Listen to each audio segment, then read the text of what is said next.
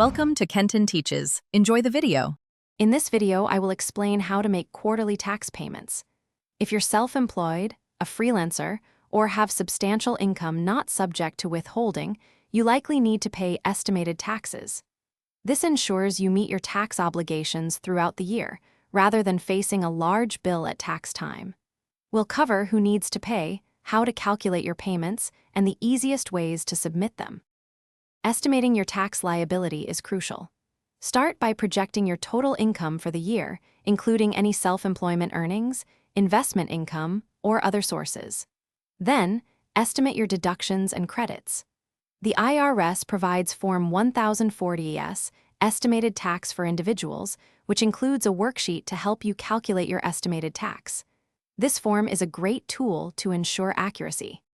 Once you've calculated your estimated tax, it's time to make your payments. The most convenient methods are online through IRS Direct Pay or the Electronic Federal Tax Payment System, known as EFTPS. You can also mail a check or money order along with a payment voucher from Form 1040-ES. Just be sure to send it in time for the quarterly deadlines.